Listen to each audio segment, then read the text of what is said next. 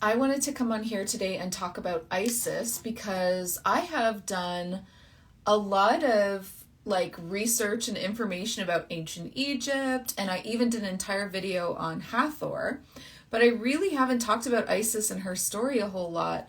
And I wanted to talk about that because this is such a big energy right now. If you caught my last live, it was all about like how ascended Egyptian energy is hitting the collective right now and really coming through strongly. And so the main everyone's going to be different for the kinds of energies that they're working with. Some people are working with Ra, some people are working with Osiris, or I mean, there's so many, right? But I've really been working a lot with Hathor and with Isis. And like I said, I've done an entire video about Hathor over on YouTube, but I haven't really talked a lot about Isis. And I think that her story is so important to tell because there was like a very powerful betrayal that has happened that I don't think a lot of people understand. Hello everybody in the chat, so good to see you as well. So let's talk about Isis, the betrayal of Isis, and what happened with that. So first, a little bit of background information, and excuse me, I'm going to rebraid my hair while I talk to you. Rebraid my hair because I don't know what happened here. I went for a walk. It's so windy. Oh my God. I went for a walk with Orion and it's freezing, and I almost also got blown away. So now this is what it looks like. So I'm going to fix that up. So first of all, if you look up Isis online, right? If you try to look up, you know, who was Isis and when did she live on the world and stuff like that, it's going to tell you it was about 4,300 years ago, roughly. And that is not at all what I have channeled. Every time I have channeled, even about Ra, even I've channeled Ra before, every time I've channeled any one of these Egyptian deities, they always tell me our history is wrong and that it's closer to 10,000 years ago. Hello in the chat. It's closer to 10,000 years ago. And I just want you to know too, I've watched an awful lot of documentaries about the Great Sphinx of ancient Egypt. And there's these like lines on the statue, you know, the one that's like a lion with the paws and it's laying down and that has like the head of a man. There's these water lines along the statue, along like I think the arm part of it, that speaks to the fact that that statue was there when Egypt was not a desert, but it was water all around it. And so like that's definitely more than 4,300 years ago. So anyway, just to know that ancient Egypt was like a lot longer ago than many of us think. Okay. So so you can look at, I won't talk about Hathor too much, but you can look at YouTube if you want to know more about Hathor. I might do a video, I might do a live about her, but I have done a YouTube video about her. And I just want to like, give you the, what's the word? Like the cliffhanger, I guess, is that she actually was human. And I know a lot of people feel like she was a goddess. She was actually human, but she was married to and in love with a higher dimensional being that like protected her by calling her a goddess. That was like a measure of protection for her so that people would believe that she was also like him, right? Because he was a higher dimensional avian being from like, you know, like, where was he from? I'm pretty sure he's from Cygnus. So when I look to Isis, I'm talking about Isis now, that was about Hathor. Now I want to talk about Isis. Okay, so the goddess Isis from ancient Egypt, right? So the goddess Isis, when I ask her, were you human?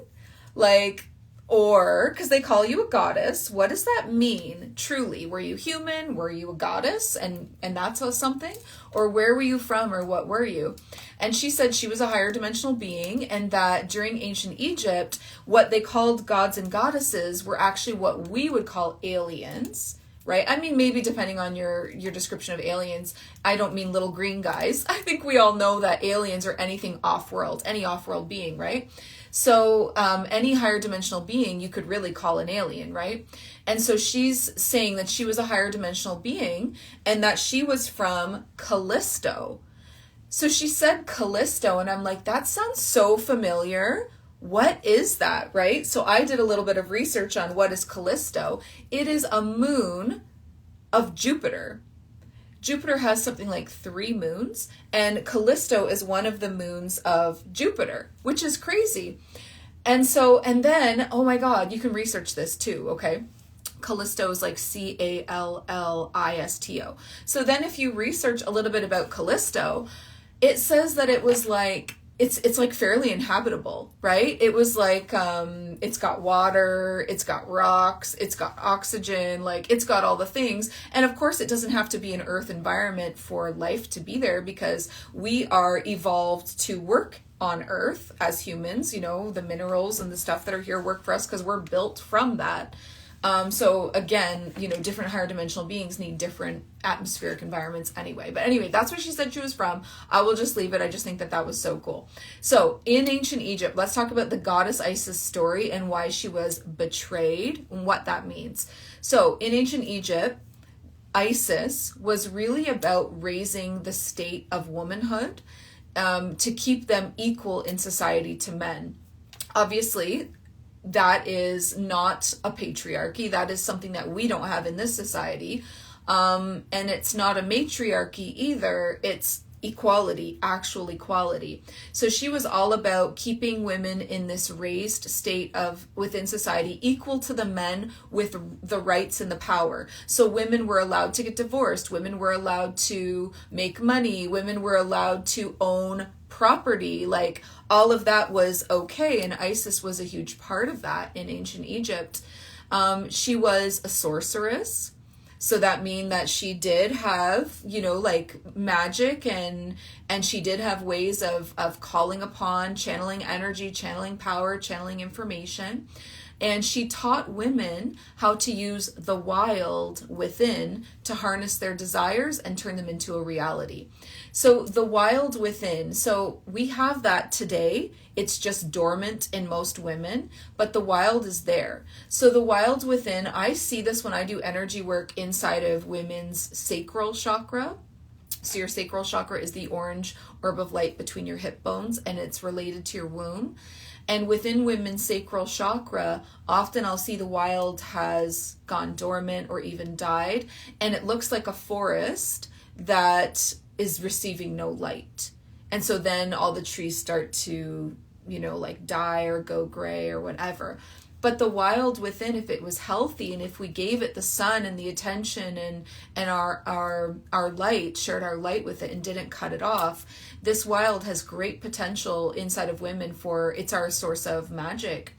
And so the wild within feels like, here's what it feels like. It's like, you know how if you're walking through a forest, it kind of looks like chaos. You know, there's trees that have felled and then they're rotting and then new life is coming out of growing out of those trees. And it's like the death leads to the rebirth and all of that kind of thing. Well, that's what the wild within looks like and feels like inside of a woman. It's this death and constant cycles of death and rebirth. And that is different for men. You know, women have this constant cycles of death and rebirth, and men don't. And then now, obviously, we live in a society that just does not encourage that. It doesn't encourage us to be going through those cycles of cocoon, melting down into the goop, letting go of our old identity, coming out strong and new, because that doesn't scream safety for men. And so that's a whole other video. Let's not go there. So let's talk back about Isis. So Isis helped women to use that wild within, which is a force, and it's inside of our sacral chakra. So these women that she was working with in ancient Egypt, human women, were her beloved, they became her beloved priestesses. She elevated them to be her priestesses. And many of them were with her, like, you know, how a queen would have like ladies in wait that like are always with her. Many of them are with her all the time. And she took them deep into the knowledge of connecting to the great mother of the void. So the great mother of the void is, you know how you think of God source? You know how when people talk about what source is, they think of this ball of light. That's actually the masculine version of source, which is a ball of light. The feminine version of source is a womb, which is a void. So they work together. Both are true. Source isn't female or male. It's all things. So the version of source that looks like this ball of light is able to send energy and intentions into the void, and the void births them. So this is how galaxies, planets, nebulas, life forms, it's all birthed. Universes are all birthed through the the co-working together of the source, the masculine and the feminine source.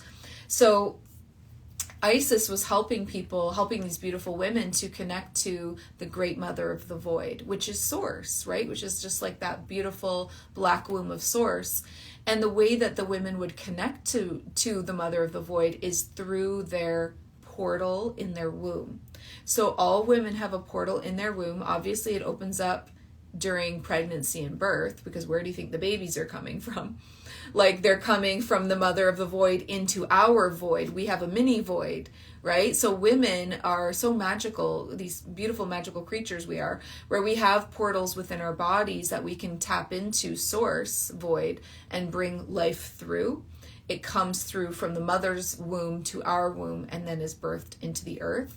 And so again, Isis is teaching women all about this and how to use the power of this and how to consecrate their bodies as sacred tools of the divine.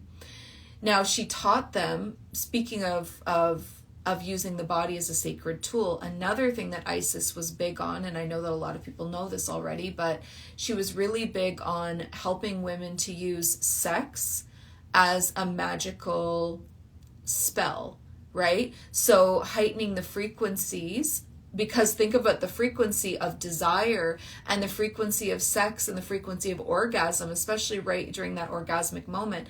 The frequency is so high in the body, it is divine. It is a divine experience. And especially if it's sacred to you and it's not been, again, that's a whole other video of the way that our 3D system is trying to steal the power away from you, because your orgasms were actually always meant to be a spell of creation.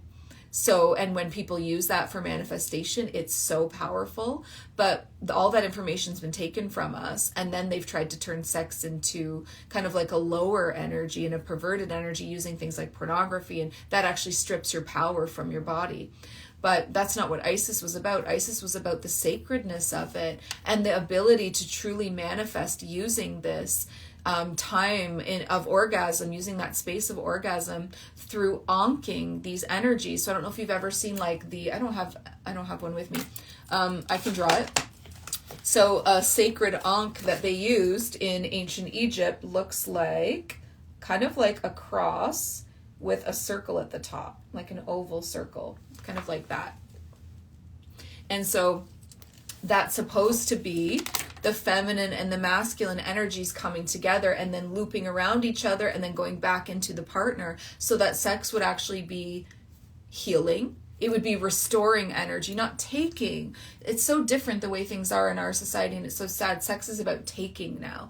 It used to be about giving, and it used to be about sharing, and it used to be about healing. It was extremely healing to ankh the energy around that loop and then back to each other.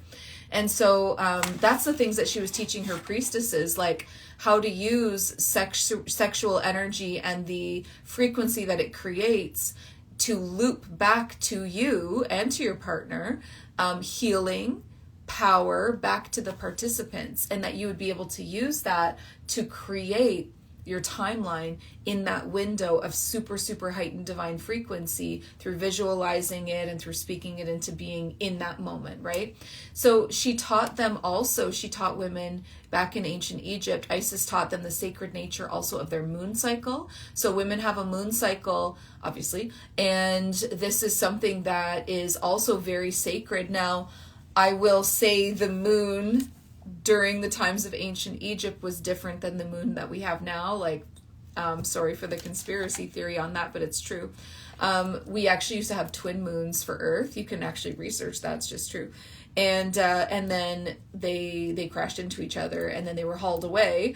And then we were given a false moon that is hollow and is metal and does have some of our original moon pieces that they could recover, like on the outside, just to give it the same look and the same texture, but actually it's metal underneath that layer and it's hollow. So it's not quite the same. Unfortunately, we're not going to have the same kind of connection to the moon that we used to be able to have during ancient times because of that. However, we still can use what's there. You know what I mean? And so Isis was all about teaching her priestesses not only the sacred nature of sex and how to use that energy to manifest, especially during orgasm, for healing, for power, for manifestation, but also how to use their moon cycle in that way, how to use their moon cycle and the blood from their moon cycle, how it could be used to bless things. You could bless Gaia, you could bless nature, you could charge their growth cycles.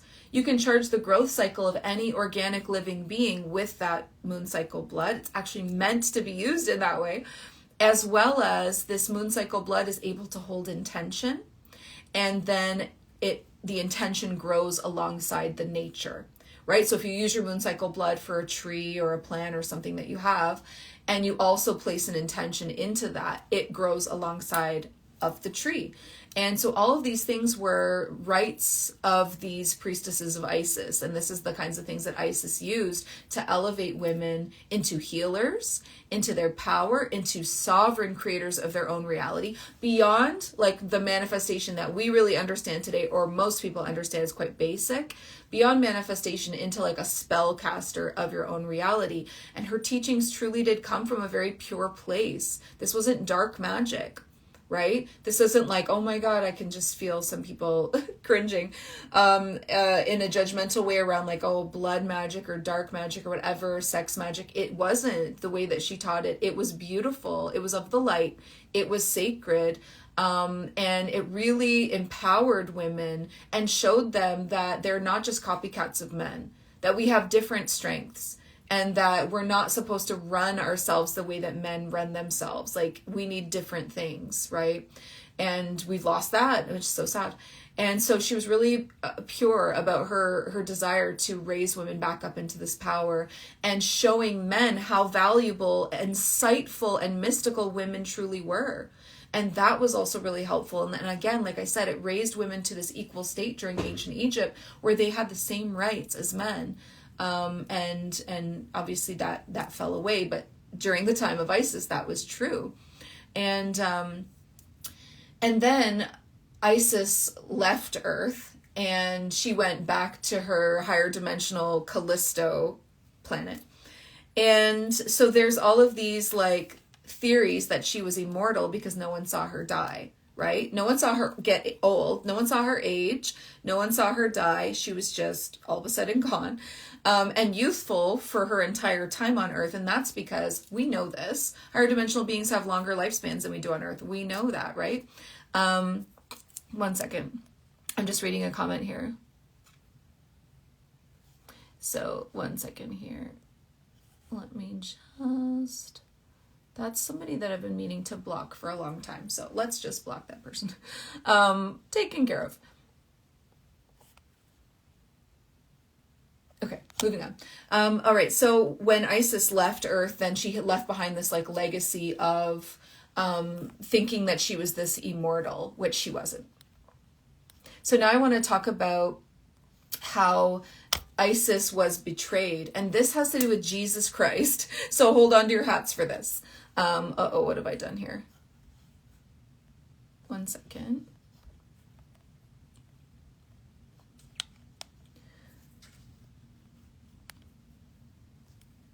Okay, so, sorry, that was, my phone glitched out when I tried to block somebody. All right, so now I wanted to talk about this betrayal of Isis, and this really has to do with something that actually the ascended master Jesus has also said to me. So there's like a real similarity in their paths at this point. So what happened was Isis had all of these beautiful, profound teachings that truly were pure and truly were from a place of love and truly were from a place of like empowering women. But then when she leaves, all of it gets twisted. Right? So here's the connection to Jesus. Same thing happened to Jesus, and he's told me this many times. He left all of these beautiful teachings about unity consciousness. That's what he was all about, right? He was all about unity consciousness, about women being equal. You know, that it didn't matter if somebody was poor or homeless or a leper, they were equal. He was all about equality, and he was all about, I am the son of God just as much as you are a daughter or a son of God. We're all children of God, right? So we're all children of God. We're all equal. It's all love. God loves you. It wasn't about whatever it became.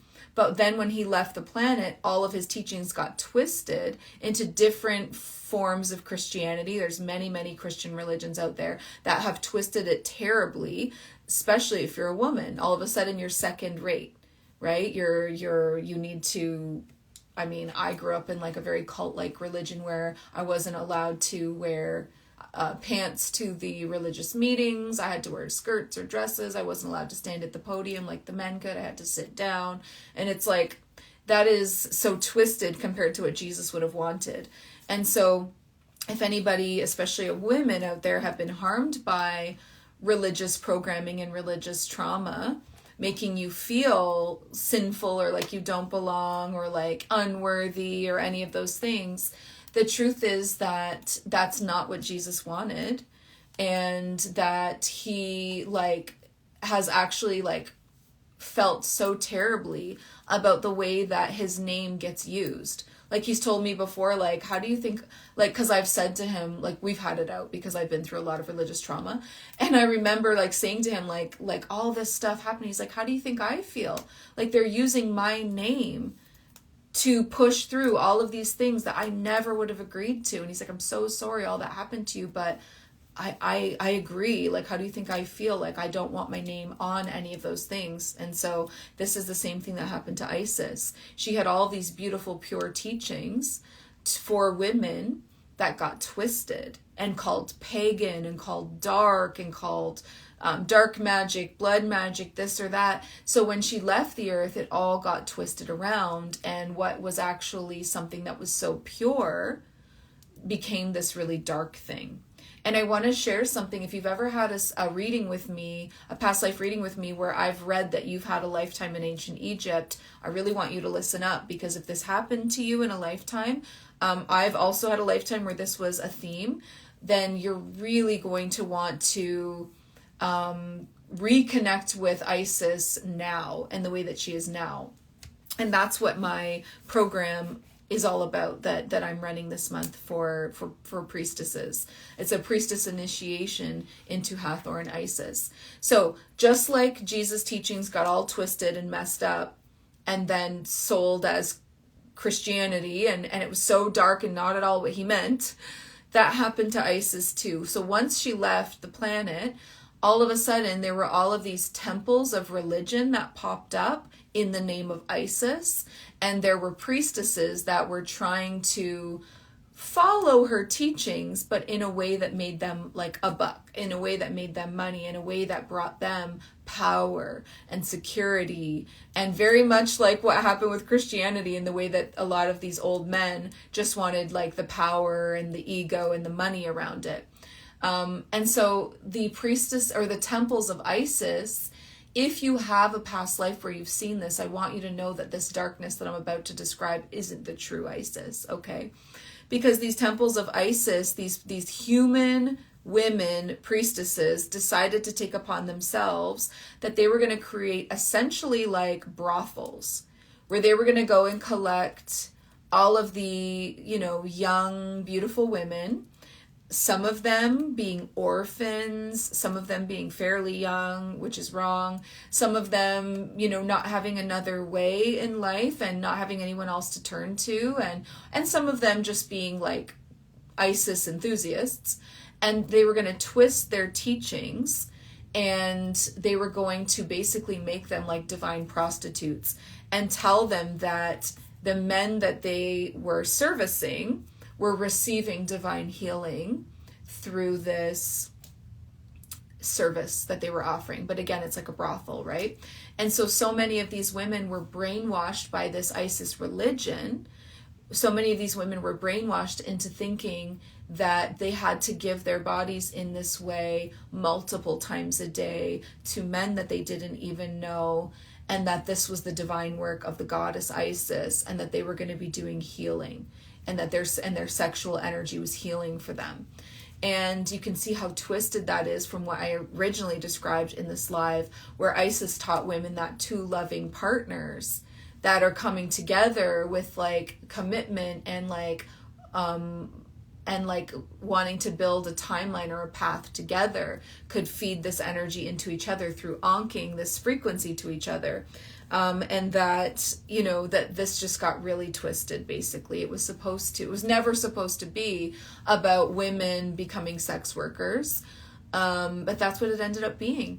And so now when a lot of women that are going to see this live, and a lot of people that have experienced uncovering a lifetime in Egypt where you're like a sex worker in a temple and you're like, what the heck? What am I looking at? What am I seeing? Why did this happen? Why was this the lifetime in ancient Egypt that I had? And in that, the mothers of the temple continuing to feed into you like a brainwashing, how it's divine work, it's divine work, it's divine work, but something in your mind, in your heart, and in your body feeling very off about it, right? And even the version of you now here on earth, looking back through the Akashic records, feeling off about it. Because I know that there are some people out there that have recovered this lifetime through the Akash, and they're trying to get on board with it. They're trying to be like, oh yeah, no, it was divine work. It was good. It was divine sex work. But there's something that doesn't feel right. And the something that doesn't feel right is that was a hijacked, it was Isis's teachings being hijacked and twisted into something that was not divine, and something that was really there to make these mothers a lot of money and a lot of influence. And that those women in the temples really didn't have the rights. You know, they often, if they fell pregnant, because they're many of the patrons that were male were actually like higher ups. You know, it would be like royalty members or like other gods, higher dimensional beings, non-humans. I mean, all kinds of military leaders. There were humans, non-humans, but they were all in a higher status. So if the woman fell pregnant, she didn't get to keep the baby. She just immediately had to give that over to the male, and he got to decide what to do with it, which a lot of the time was just to get rid of it, to have it killed. And so, no, that's not divine. No, that's not the truth power of what Isis was there to teach. No, that is not empowering women. Right? So it just got so twisted. And so what I am here to now bring through is the true Isis power, the true reclamation of our wild within, the wild within that I was discussing earlier in this live, to reclaim the wild within, to reclaim our connection to the Divine Mother of the Void through the portal of our womb, to reclaim our power through using our moon cycle, or even the sacred nature of having a sexual partner and working together with them, to use the power that is created, the electricity that is created in those moments, to use it to create your reality, to bring your desires into the physical realm, to write your timeline, to be the spellcaster of your own reality. And it's so healing for somebody that's been through this. So if you have had a past life in ancient Egypt that did not go so well for you, right? Like I definitely have. If it really took it out of you, if you've really experienced a lot of pain around your past lives in ancient Egypt, this program, it's just a 4-week program with me, Awaken the Egyptian Priestess Within. This priestess initiation into the true power and love of Isis. And we're also, that's half of it. The other half is Hathor, into the true power and love of Hathor. The Hathor is the solar sun goddess, and Isis is the dark lunar priestess. So we've got the sun and the moon working together, which is truly what the divine feminine is. The divine feminine is the light and the shadow together, right? And so if you've had a past life in ancient Egypt, this is for you. You know, this is for you. This is how you reclaim your power from that time. This is how you reclaim your soul gifts from that time. What layer on your soul is it? Because the soul is layered. Each layer is a lifetime. Obviously, the outer layer of the soul is this present life, but as you go deeper and deeper, it's one lifetime per layer. Where does ancient Egypt fall in the layers of your soul? And is that layer of your soul still riddled with trauma? And when we heal on a soul level, that's quantum healing. That's healing beyond time and space. And so we're going to be doing so much healing. We're going to be having a lot of fun with activations. We're going to be doing, oh my God, like so many like upgrades, activations. We're going to be connecting to the Grand Central Sun. We're going to be activating the healer template within you. We're going to be reuniting the sacred masculine and feminine centers in the body, the flames of the feminine and the masculine. We're going to be learning from Isis about the true teachings around your moon cycle and sexual magic and being a spellcaster of your own reality and using the mother of the void and connecting with her to bring your reality into birthing that here into the physical realm.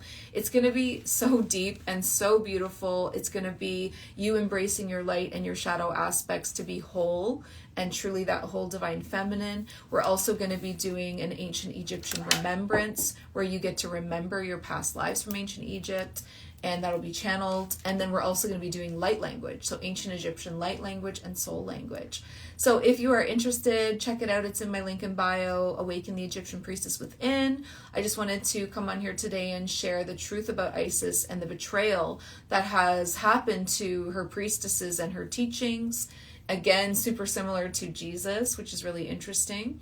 And I'll probably come back on here and do a live, and it'll be all about Hathor and her teachings and what we can learn from Hathor. But I hope that this has been insightful and you learned something. If you are a divine feminine and you are looking to be initiated as a priestess of ancient Egypt, then come on into that course. We start this month, so don't wait to sign up. And I can't wait to go even deeper inside of this container together with all of you beautiful priestesses. So thank you so much. I love you. I'm going to hop off, and I hope you have a great rest of your day. Bye, everyone.